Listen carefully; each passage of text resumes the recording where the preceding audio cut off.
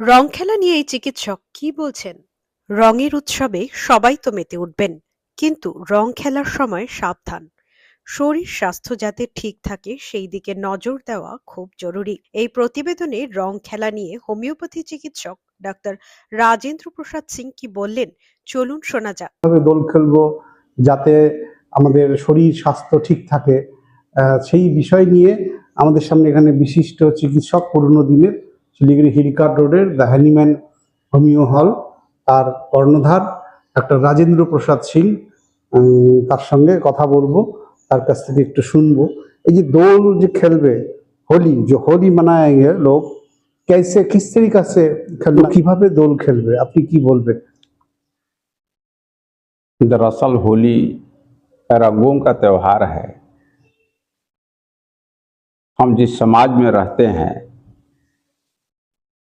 उस समाज की अपनी एक बनावट है, उस समाज का अपना एक संस्कार है और बहुत सारी ऐसी पौराणिक चीजें हैं जिसको लेकर हम अपने रिश्तों का रिन्यूअल करना चाहते हैं। तो इस अर्थ में होली एक ऐसा त्यौहार है कि जिस हम घर परिवार में, जिस समाज में हम रहते हैं, बहुत बार बहुत सारे कारणों से हमारे रिश्ते में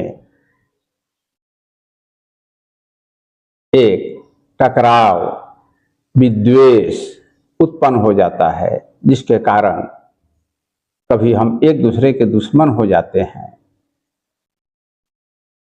तो खासकर हम समझते हैं कि होली एक ऐसा त्यौहार है जिसमें हम एक दूसरे से गले मिलते हैं, अपने बड़ों को हम सम्मान प्रकट करते हैं, छोटों को आशीष प्रदान करते हैं और एक दूसरे को रंग गुलाल अबीर लगाकर अपना स्नेह, सम्मान, प्रेम को अभिव्यक्त करते हैं।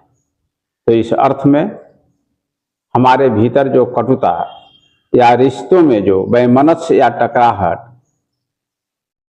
जन्म लेता है, उसका इस त्योहार में अंत होता है। लेकिन परंपरा में बहुत सारी विकृतियां भी आ जाती हैं। तो हम समझते हैं कि हमारा यह जो राष्ट्रीय त्यौहार है, इसमें भी जो है कालांतर में बहुत सारी विकृतियां आ गई हैं।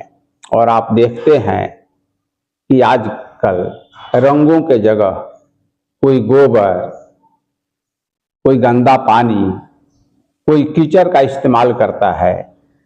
तो यह बेहद स्वास्थ्य के लिए खतरनाक है, खराब है। तो इससे हमें बचना होगा।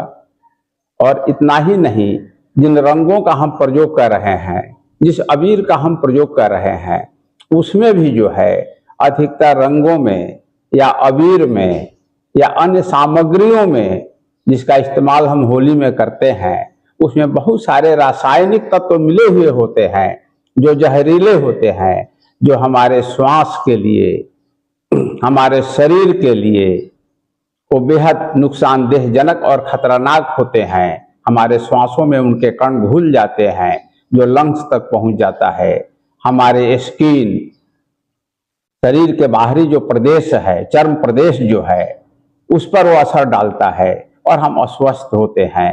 तो कम से कम हमें इस बात का ख्याल रखना होगा कि इन सब चीज़ों से हम बचें और हम जो है वैसे रंगों का, वैसे गुलाल या अबीर का हम इस्तेमाल नहीं करें। और हम इससे सिर्फ इतना ही नहीं, व्यक्ति का तो नुकसान होता ही है, पर्यावरण को भी नुकसान होता है। वो केमिकल जो जहर है घुलता है और नाले के माध्यम से बह करके नदी तक पहुंचता है। वह जो है नदी के जीवों के लिए भी जो है एक तरह का अस्वास्थ्य परिवेश जो है उत्पन्न करता है। तो इन तमाम चीजों को देखकर हम लोग अगर मनुष्य हैं और मनुष्य बने रहना है और हमको सामाजिक परिवेश को भी दुरुस्त करना है, संतुलित करना है, तो जाहिर है पर्यावरण को बचाए बगैर यह संभव नहीं है। इसलिए इन तमाम चीजों से हमें बचना होगा। Thank you.